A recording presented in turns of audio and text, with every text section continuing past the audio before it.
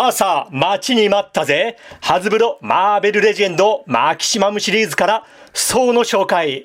スパイダーマン、ハルク、そしてデッドプールに続いてマキシマムシリーズ第4弾はアズガルドの雷神ソーが登場。これソロッグが付属するので実質2パックです。いやうがった見方をすれば3パックかな。よし、楽しみすぎるぜこれ。よいしょ。さあ出てこいオーディンソンと。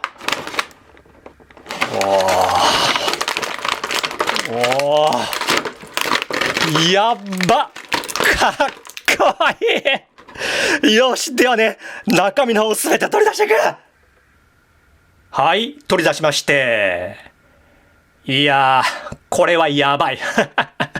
めっちゃかっこいい。ちょっといじくっていたんですけど、これは素晴らしすぎる。ちょっと一旦落ち着いてね、コスチュームの話をすると、そうといえばね、このいでたちの印象が強いと思うんですけど、今回のコスチューム、何でしたっけ、アストニッシング・ソーや2000年代のオンゴーイング3部作。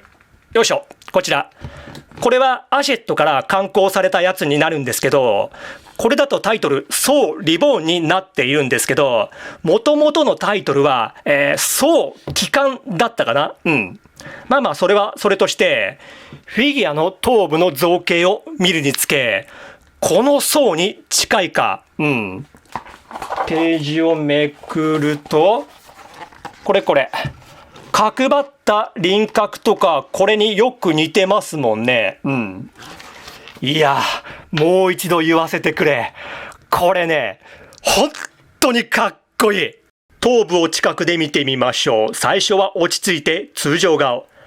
頭そのものを取り替えるのではなく、顔の部分で交換する仕様ですね。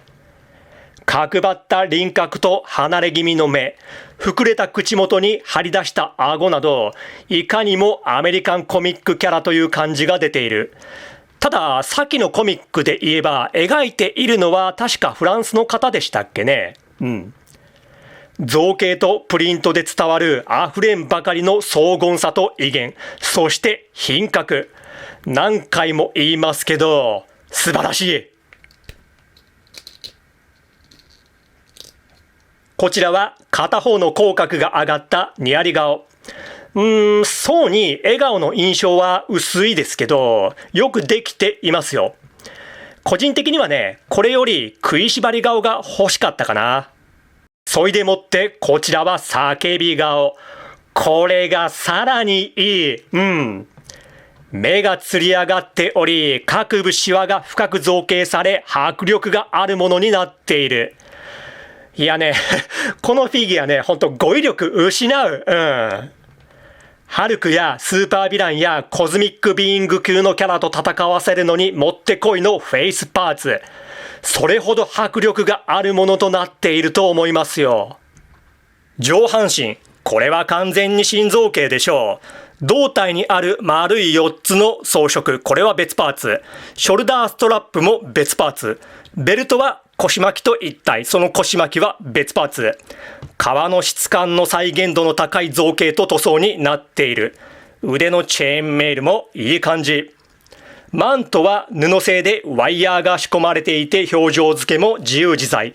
そのワイヤーもかなり太いものが使用されていて、表情をつけた時の保持力もバッチリ。背面はこんな感じでどこをどう見ても完璧。下半身、これも完全心臓形でしょう。ハルクの時はここ流用で残念だったんですけどね。マキシマムシリーズという通常のレジェンズとは別レーベルなんで、値段考えてもね、パーツ流用はちょっとやめてほしいですよね。ブーツや紐もしっかりと造形。可動範囲、まずは頭部。上はここまでいけて、うつむき、ここまでいけて、ぐるりと一周できて、ぐりぐり傾き、取れますね。肩にバタフライ機構があって、これぐらい動き、腕、横へはここまで上がって、、この肩の部分でこのように動きますね。腕の付け根でも動いて、二の腕バイセップスがあって、肘がピンレスの二重でここまでいけて、手首はこのような可動ですね。胴体の方、接続箇所は胸と腰ですね。それを踏まえて、後ろへはここまでいけて、前へはここまでいけて、胸の部分でこのように動き、腰でもこのように動きますね。下半身、股関節に引き出し機構ありますね。これぐらい引き出せます。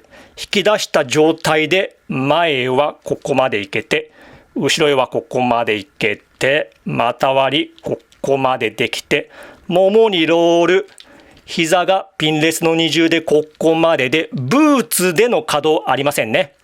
足首、後ろへはこう、前はこう、傾き取れて、つま先可動ありますね。フェイスパーツ以外の付属品見ていきましょう。まずは、兜を脱いだ状態のヘアパーツ。先に紹介したすべてのフェイスパーツに使える。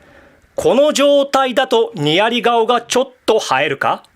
層には必須パーツのムジョルニア2つ付属します。1つは通常のもの、もう1つは束のストラップにハンドパーツが取り付けられており、飛行ポーズがやりやすいものになっている。右手のみに取り付けることができるという限定的なパーツではありますが、使用頻度は高そうですね。こちらはムジョルニアの束部分のみのパーツになります。これはフィギュア本体のショルダーストラップ背面に取り付けることができて、これによってハンマーを背負っているように見せれるんですね。これいいですね。ハンマーそのものを背負わせると、ここ膨れ上がってしまいがちですが、これだと嘘設定なんですけど見栄えがいい。これはおそらくヘイムダルの角笛かな？ギャラルホルンってやつ。この音色が響き渡るとき、世界終末戦争ラグナロクの開戦を意味する。それか単なるドリンキングホーンとも見える。正解はおそらく前者。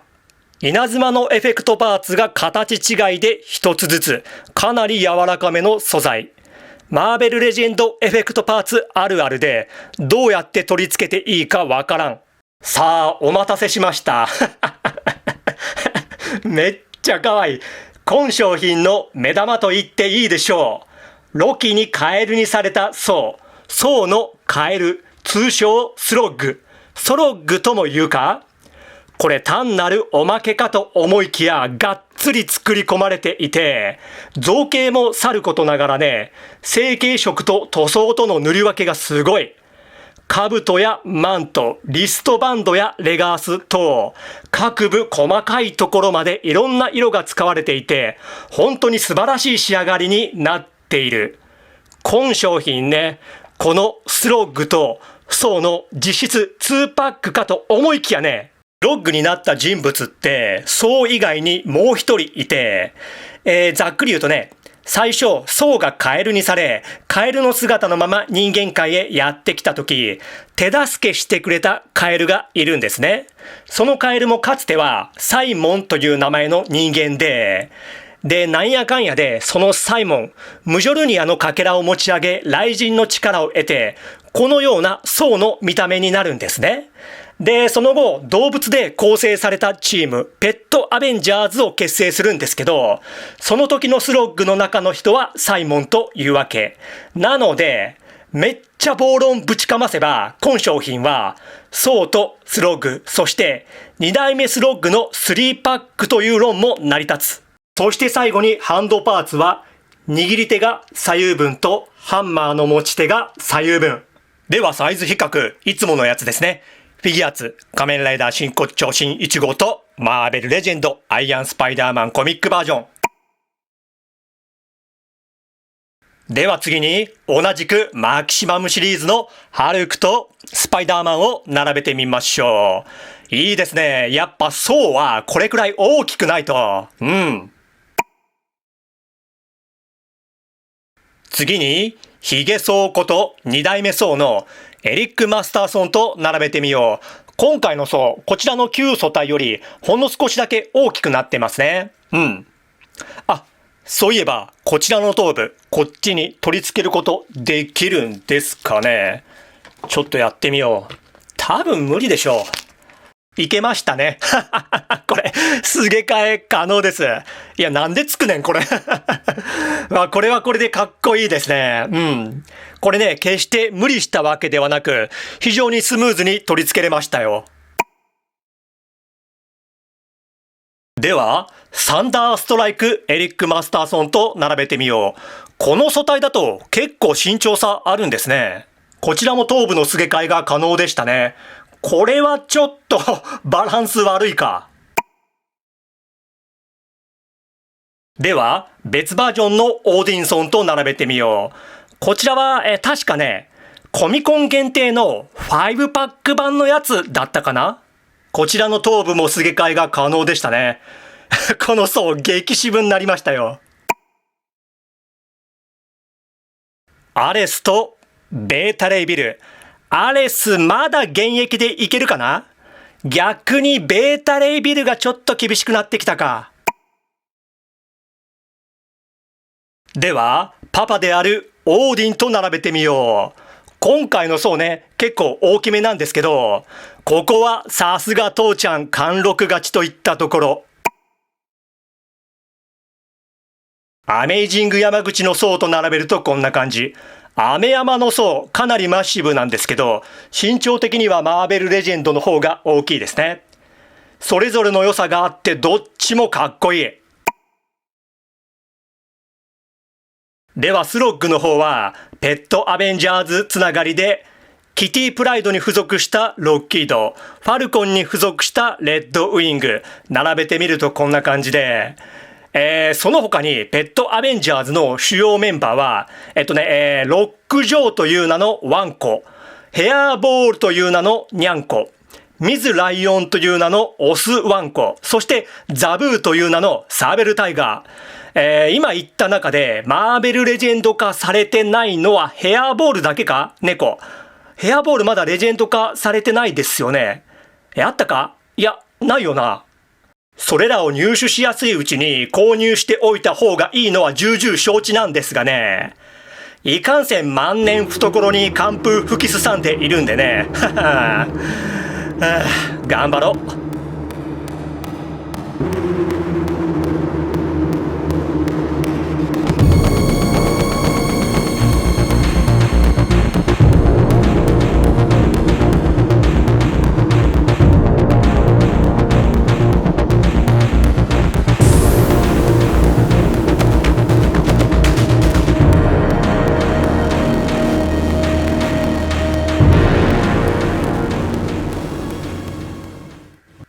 はい。では終わります。今回も本当にありがとう。バイビー。